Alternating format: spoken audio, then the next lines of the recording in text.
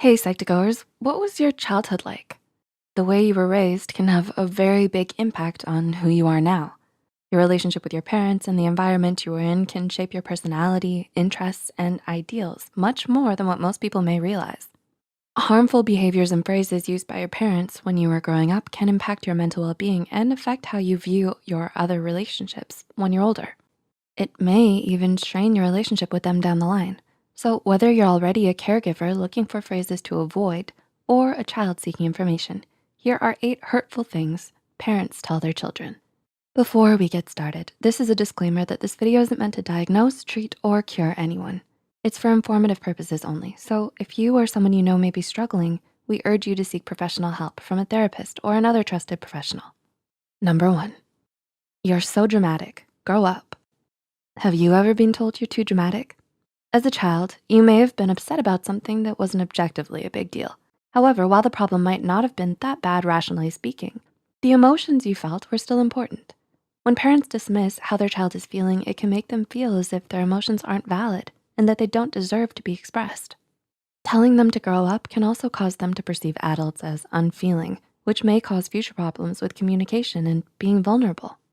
The bottom line is that all emotions are important, valid, and deserve to be expressed in a healthy way.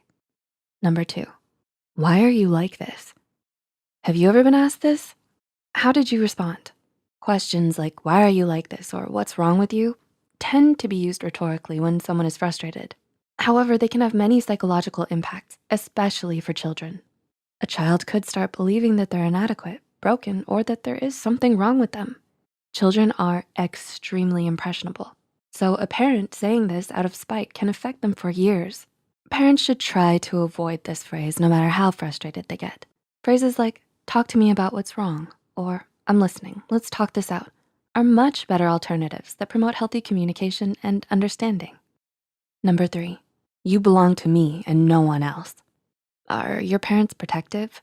Many caretakers feel the natural instinct to protect their children.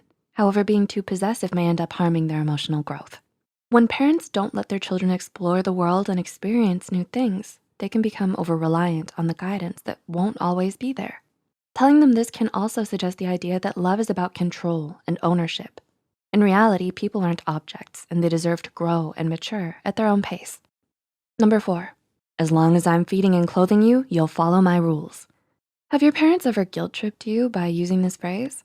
While many parents use it to motivate children to do simple chores like cooking and cleaning, it can have some unintended consequences. For example, it could make a child feel like a burden or that they always have to live the way their parents want them to, which may lead to feelings of frustration and resentment. Moreover, they may feel as if they're in debt to their parents and make important decisions based upon family expectations and not upon their own wants and needs. While children should acknowledge everything their parents do for them, it's also important to realize that parental love and support isn't something to hold over their heads. Number 5, you're too thin or overweight.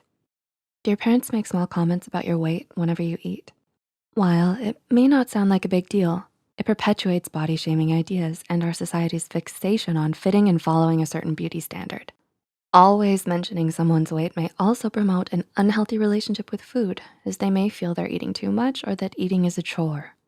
While it's important to ensure your child is eating healthy, making comments about their weight or body shape may only drag them down. Instead, you may wanna focus on promoting a balanced diet with everything in moderation. Number 6, I wish you were more like. Do your parents compare you with siblings, cousins, and seemingly anyone even semi-close to your age? When parents constantly wish their children were different, it can become detrimental to their children's self-esteem and cause them to constantly overexert themselves. Their children may always feel as if they have to compete with everyone, which may lead to burnout, exhaustion, and jealousy. Number 7, that's the way I was raised and I turned out fine. Have you ever objected to a decision your parents made only to be shut down by this response? Many caretakers, both subconsciously and consciously, mimic the way they were raised. But this can become a problem when they're unwilling to listen to their children's problems and ideas.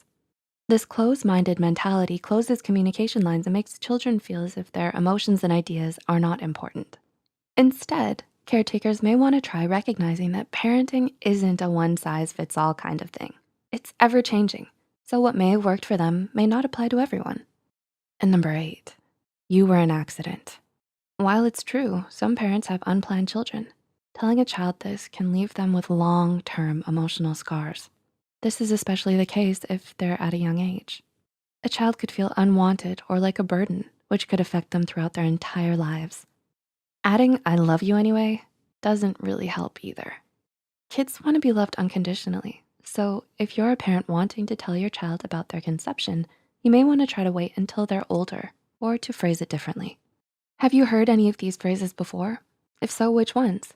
How did it affect you? Let us know in the comments below. If you found this video helpful, be sure to like, subscribe, and share this video with those who might benefit from it. And don't forget to hit the notification bell icon to get notified whenever Psych2Go posts a new video. The references and studies used in this video are added in the description below. Thanks for watching, and we'll see you in the next one.